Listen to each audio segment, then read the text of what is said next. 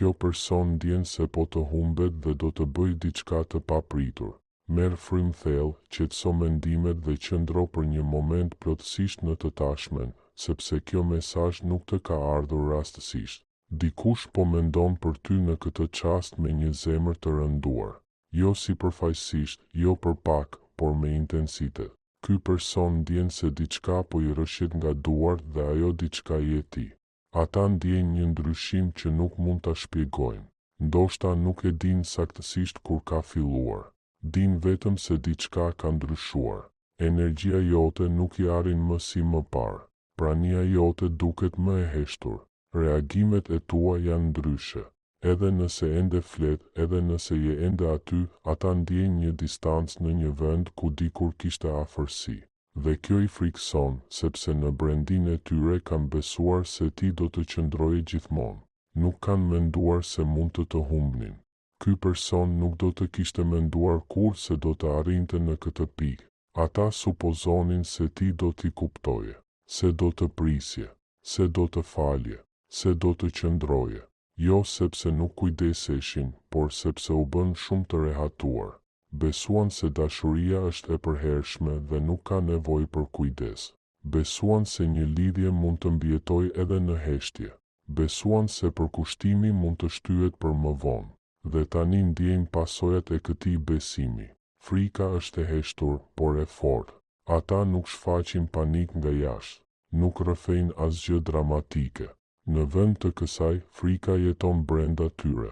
Shfaqet vonë në mbrëmje, në momentet e qetësisë, kur I rikthejnë bisedat në mendje, kur vërejnë sa I qetë je bërë. Qetësia jote I frikson më shumë se çdo zemërim, sepse qetësia do të thotë pranimi, dhe pranimi shpesh vjen para se të lëshosh. Ata ndjejnë se po të tërhiqesh emocionalisht, e ndjejnë qartë, nuk kërkon më përgjigje. Nuk kërkon më konfirmim, nuk përpiqesh më të rregullosh diçka që duket e gabuar.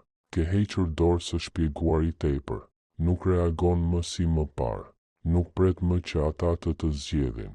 Dhe ky ndryshim I trondit, sepse tani janë ata që pyesin veten. Ata kuptojnë se ndoshta mund të jetë tepër vonë. Ky vetëdijsim nuk vjen menjëherë, vjen me copa, kur vërejnë se reagimet e tua janë ndryshe. Kur ndjejnë se vëmendja jote është diku tjetër, kur imagjinojnë jetën pa ty dhe ndjejnë boshllëk, fillojnë të bëjnë pyetje që më parë I shmangnin, po sikur ta humbas, po sikur dikush tjetër ta shoh vlerën e saj, po sikur të kem pritur shumë, dhe pa pritur koha bëhet armiku.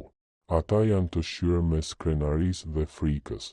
Ky person po lufton një betejë të brendshme.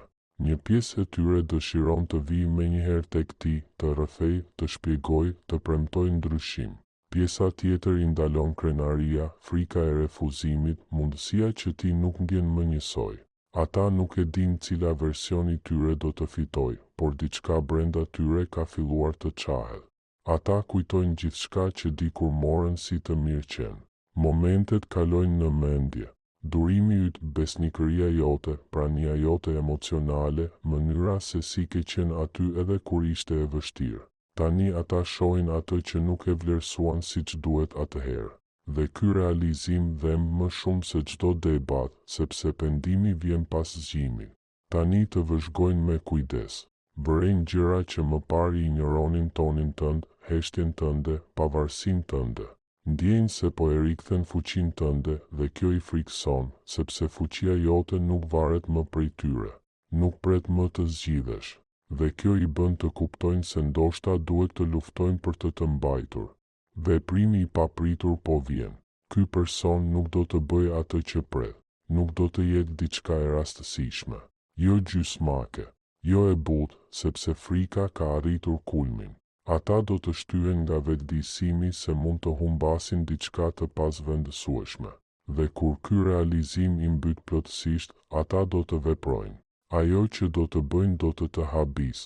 Mund të jetë një rrëfim I papritur, një mesazh emocional nga hiçi, një ndjesë e sinqertë që e kanë shmangur gjatë, një moment brishtësie që nuk e prisje kurrë, ose një përpjekje për të munduar në një mënyrë që nuk e kanë bërë më parë.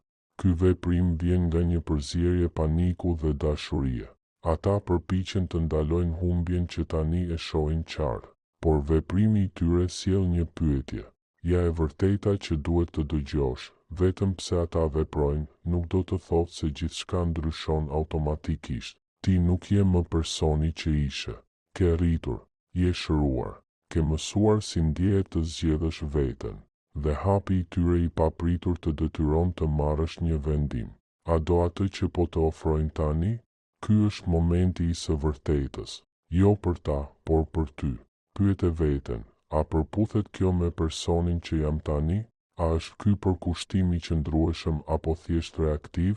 A është ky ndryshim i vërtet apo i shtyrë nga frika? Apo zgjidhem lirisht apo vetëm sepse po largohem? Nuk ke pse të pranosh më pak vetëm sepse është e njohur. Energjia jote ka ndryshuar për një arsye. Nuk je tërhequr për t'i ndëshkuar. Nuk je ndryshuar për të manipuluar. Je ndryshuar sepse shpirti yt kërkonte paqe, dhe pikërisht ky ndryshim i ka zgjuar ata. Pavarësisht nëse vendos të vazhdosh me ta apo jo, duhet të dish një gjë: ti je shkëndija, ti je zgjimi, nuk ke qenë kur e padukshme. Mesazhi i fundit për ty: ky person ndjen se po të humbet sepse në një farë mënyre të ka humbur tashmë, jo fizikisht, por energjikisht. Dhe tani, përballë kësaj humbjeje, ata do të veprojnë papritur, emocionalisht, me nxitim. Ajo që ndodh më pas nuk varet nga frika e tyre, por nga e vërteta jote. Qëndro e qëndrueshme, qëndro e sinqert me veten, dhe mos harro, nuk je këtu të zgjidhesh vetëm kur largohesh. Je këtu të zgjidhesh vazhdimisht. Nëse ky video të ka dhënë vlerë, mos harro të pëlqesh, të shpërndash dhe të abonohesh në kanalin ton. Faleminderit shumë për mbështetjen.